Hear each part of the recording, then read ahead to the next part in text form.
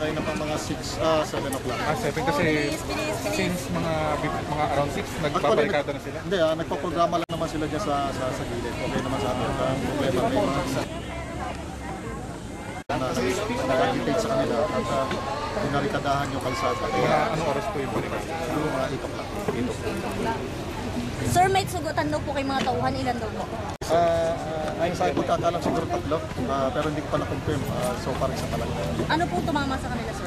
Bato. Kasi sila yung nang babato sila sa may mga binabato silang feedbacks. So, sir, ang purpose niyo po dito ay hindi mag-demolish. Ano po? Hindi. Wala naman demolition. Hindi namin alam kung sino nag-instigate sa kanila. Meron nag-instigate na demolish sila ngayon para lang magkagulo. So, ang sa amin, intention namin is i-clear itong agam. Walang magbabarikada. Dapat makadaan yung masasakit. Makadaan na ang mga sasakyan, pero nabato sila muna, kaya so hanggang ano oras po kayo? Hinihintay pa namin yung guidance sa taas pa. Sir, bakit may mga bumbero na rin? Ano lang yan, sakaling magkagulo. So, yun ang ulo. Sir, di ba late yung bumbero? Nagkagulo na Hindi naman. Tapos na yung gulo, dumating na sila eh. Hindi naman, nandyan lang naman sila na naka-standby.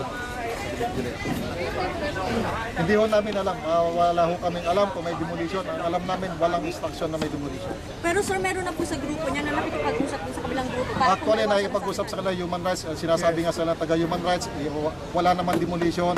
Kaya pwede naman sila mag-inain na kanilang gusto sabihin sa gilid ng kalsada. Kasi maraming dumadaan dito. Sir, yung attention nyo lang dito, maalis yung barikada para hindi nakaabala sa... At saka hindi nila ulit barikadahan itong kalsada. Okay. Sir, ano po yung putok na narinig namin, sir? Yung putok kanina? Galing yun sa kanila, mga pinbox na binapato nila. Ay, hindi po sa inyo galing? Wala akong nagpapaputok sa amin.